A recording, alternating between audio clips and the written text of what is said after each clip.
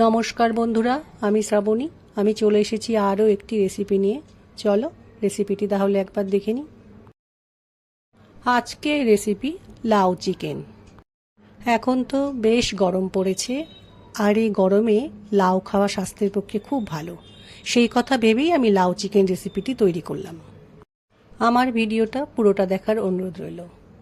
আজকে লাউ চিকেন রেসিপিটি রান্না করার জন্য আমি চিকেনে প্রথমে মশলা মাখিয়ে নিয়েছি। চিকেনের মধ্যে আমি পরিমাণ মতো জিরে গুঁড়ো, ধনে গুঁড়ো, লঙ্কা গুঁড়ো ও 1 চামচ সর্ষের তেল দিয়ে ভালো করে মাখিয়ে রেখে দিয়েছি।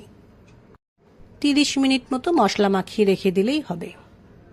আজকে লাউ চিকেন বানানোর জন্য অবশ্যই লাউ লাগবে। লাউ নিয়েছি, লাউটাকে আমি বড় বড় টুকরো করে কেটে নিয়েছি।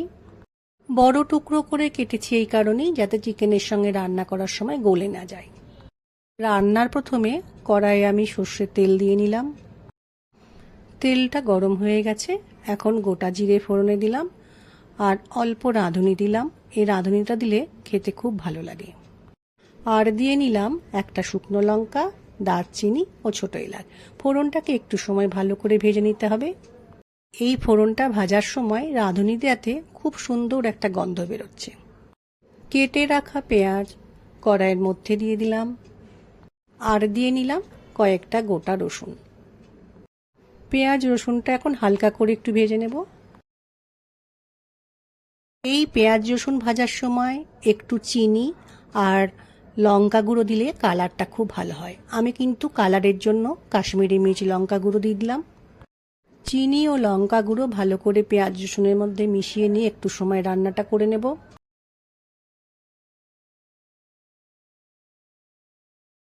এবার দিয়ে নিলাম পরিমাণ মতো নুন। গরম মশলার গুঁড়ো দিয়ে নিলাম। কড়াইয়ের মধ্যে দিয়ে নিলাম মশলা মাখানো চিকেন। এই চিকেনের মধ্যে যখন মশলা মাখিয়েছিলাম তখন তাতে আমি 1 চামচ রসুন বাটা দিয়েছিলাম। পেঁয়াজ রসুনের সঙ্গে চিকেনটাকে খুব ভালো করে মিশিয়ে নিয়ে আমি একটু সময় ঢেকে রান্নাটা করে নেব। কড়াইয়ের ওপর থেকে ঢাকনাটা সরিয়ে নিয়ে চিকেনের মধ্যে লাউ দিয়ে নিলাম। এখন চিকেনের সাথে লাউটাকে খুব ভালো করে মিশিয়ে নিয়ে একটু সময় রান্নাটা করতে হবে। রান্নার মধ্যে এবার আমি কেটে রাখা টমেটো দিয়ে নিলাম। টমেটোকে ভালো করে রান্নার সাথে মিশিয়ে নিতে হবে। রান্নার মধ্যে টমেটো মিশিয়ে নেওয়ার পর আবার আমি কড়াইয়ের ওপর একটা ঢাকা দিয়ে কিছুটা সময় রান্নাটা করে নেব। কড়াইয়ের ওপর থেকে ঢাকাটা সরিয়ে নিয়ে রান্নাটাকে আবারও একবার ভালো করে মিশিয়ে নিতে হবে।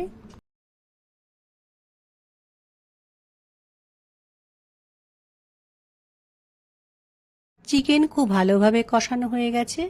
আমি এখন একটু গরম জল করে রেখেছিলাম, সেটা কড়াইয়ের মধ্যে দিয়ে ভালো করে চিকেনের সাথে মিশিয়ে নেব।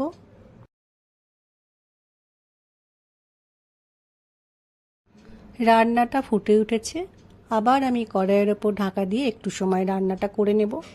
চিকেনের মধ্যে যেহেতু আমি একটু বড় টুকরো করে লাউ দিয়েছি, সেই জন্য বারে বারে ঢাকা দিয়ে রান্না করতে হচ্ছে।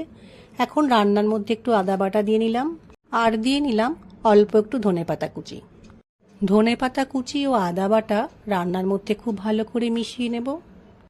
লাউ চিকেনের শেষের দিকে আদা বাটা দিয়ে রান্না করলে তার স্বাদটা খেতে কিন্তু অন্যরকম হয়, বেশ ভালো লাগে। লাউ চিকেন রেসিপিটি আমার তৈরি হয়ে গেছে। লাউ চিকেনটা বানালে কি হয়, চিকেনের সাথে লাউটাও বেশ খাওয়া হয়ে যায়। এই গরমের সময় লাউ খাওয়া যেহেতু স্বাস্থ্যের পক্ষে ভালো, সেহেতু একদিনে রান্নাটা বানিয়ে নেওয়াই যেতে পারে। আশা করছি আজকের ভিডিওটা তোমাদের ভালো লেগেছে। চিকেনের সাথে এইভাবে লাউ দিয়ে রান্না করলে বাচ্চাদেরকে খুব সহজেই লাউটা খাইয়ে দেওয়া যায়। আমার আজকের রেসিপি ভালো লাগলে লাইক, শেয়ার ও সাবস্ক্রাইব করো। ভিডিওটি দেখার জন্য ধন্যবাদ। ভিডিওটি আজ এখানেই শেষ করছি। ফিরে আসছি আরও একটি রেসিপি নিয়ে।